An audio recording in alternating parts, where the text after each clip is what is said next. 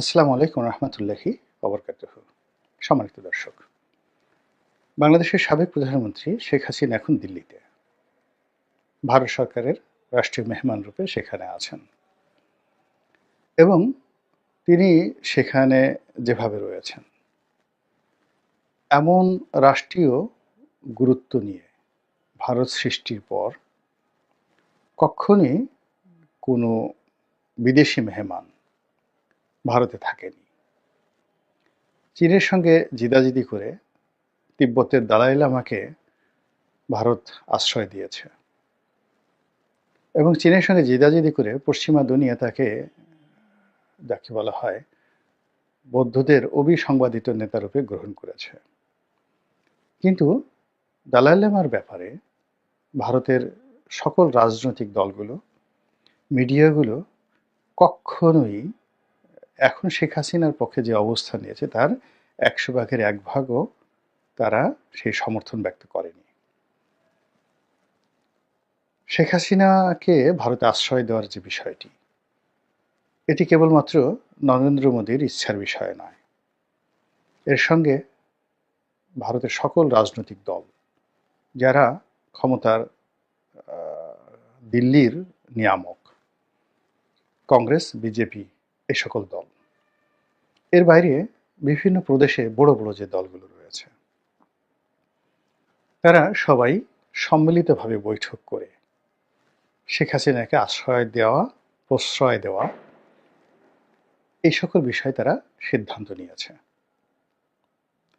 তারপর এই শেখ হাসিনার সঙ্গে ভারতের সম্পর্ক, আওয়ামী লীগের সঙ্গে ভারতের সম্পর্ক এবং এই মুহূর্তে ডক্টর ইউনূসের সাথে ভারতের অসম্পর্ক, খারাপ সম্পর্ক, এবং ডক্টর মোহাম্মদ ইউনূসের এই সময়টি কেন ভারতের জন্য ভয়ঙ্কর, বিপজ্জনক, তা নিয়ে অবিরতভাবে ভারতীয় গণমাধ্যম যে প্রচার চালাচ্ছে, প্রোপাগান্ডা চালাচ্ছে, এবং ইতিমধ্যে তারা বেশ কিছু গুরুত্বপূর্ণ সিদ্ধান্ত নিয়েছে। তারা ভিসা বন্ধ রেখেছে, সীমান্ত বন্ধ রেখেছে এবং অনেকগুলো, বিশেষ করে গাড়ির যে যন্ত্রাংশ, এগুলো রপ্তানি বন্ধ রেখেছে। বোঝার চেষ্টা করুন, আমাদের দেশে যে ট্রাকগুলো চলছে, টাটা, অশোক লেল্যান্ড, তারপরে সুজুকি, মারুতি, এরপর মোটরসাইকেলের যে বাজার, মোটরসাইকেলের বাজার অলমোস্ট 99%ই বলতে গেলে ভারতীয় কোম্পানিগুলোর দখলে। সেটি ইয়ামাহা বলেন, হুন্ডা বলেন বা রয়্যাল এনফিল্ড বলেন, পুরোটাই এখন বন্ধ করে রেখেছে। এরপর আমাদের দেশে যে ইলেকট্রনিক্স মার্কেটগুলো আছে, সেই ইলেকট্রনিক্স মার্কেটের বড় বড় যে ব্র্যান্ডগুলো, আমেরিকান ব্র্যান্ড যেমন ওয়ার্লপুল আছে, ইভেন কোরিয়ান ব্র্যান্ডগুলো, চাইনিজ ব্র্যান্ডগুলো, তারাও অনেক প্রোডাক্ট এখন দিল্লি থেকে বা হলদিয়া বন্দর থেকে শিপমেন্ট হয়ে বাংলাদেশে আসছে। তো এই জিনিসগুলোতে তারা বাধা সৃষ্টি করেছে এবং তারা শেখ হাসিনাকে ফেরত দেবে না, সরাসরি বলে দিয়েছে। এখন এই বিষয়গুলো নিয়ে আমাদের দেশে খুব গুরুগম্ভীর সিরিয়াস আলোচনা হচ্ছে না। আমাদের দেশে কি নিয়ে আলোচনা হচ্ছে? সমন্বয়করা কয় দফা ঘোষণা করলেন, তারা সংবিধানকে কিভাবে ছুঁড়ে ফেলে দিবেন, তারা কিভাবে গণভবন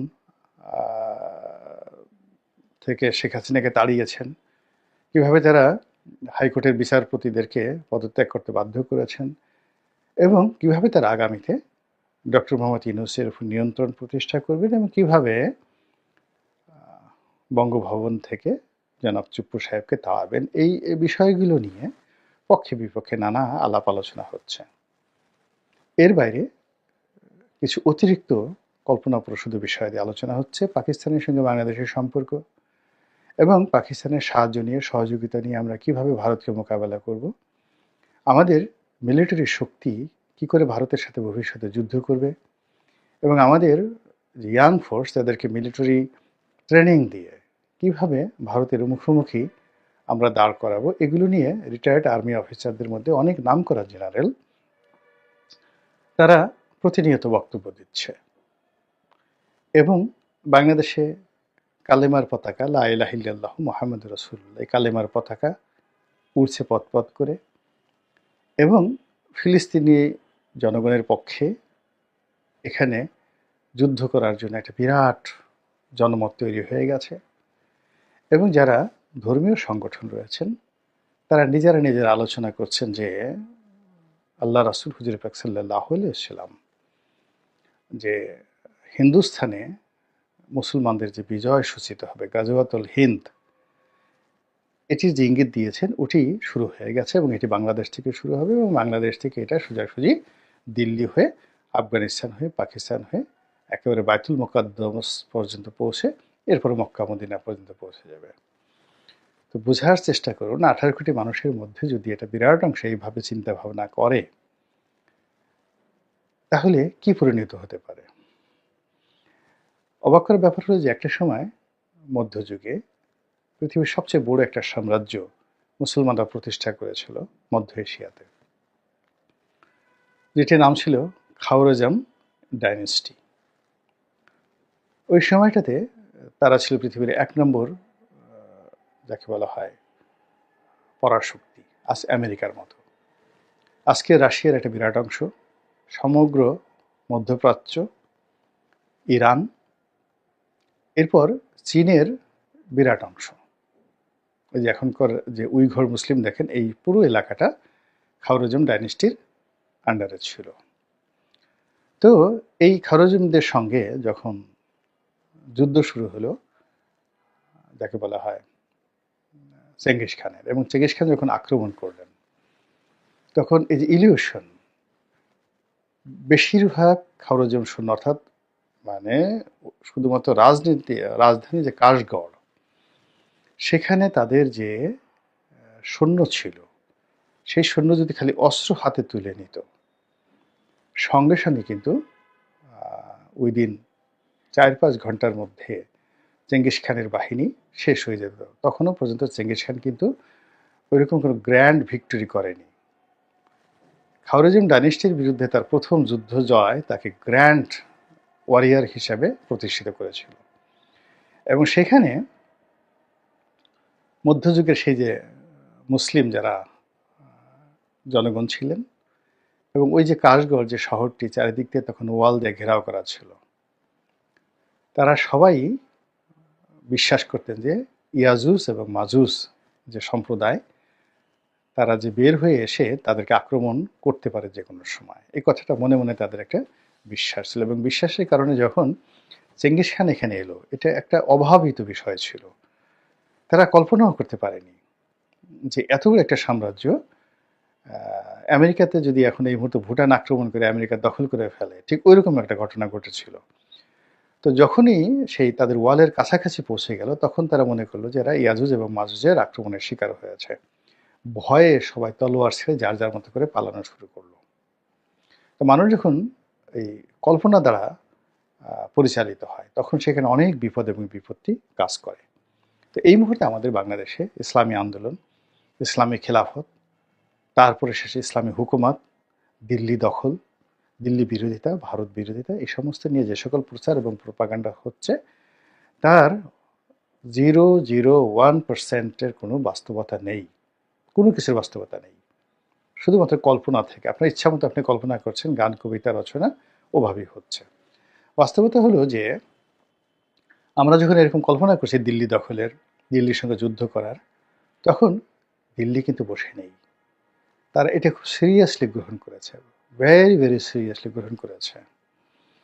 এবং তারা যেভাবে রণবাদ্য বাজাচ্ছে, যেভাবে প্রচারণা করছে, এবং যেভাবে পুরো বিষয়টিকে নিজেদের অস্তিত্বের তারা যাকে বলা হয় ভিত্তিমূল হিসেবে গ্রহণ করেছে, তা যদি আমরা এখনও বিচার না করি, বিশ্লেষণ না করি, তাহলে আগামীতে আমাদের জীবনে ওই যে খায়রুজমের যে মুসলিম ডাইনেস্টি, তাদের যে অবস্থা হয়েছিল ঠিক তদ্রূপ অবস্থা হবে।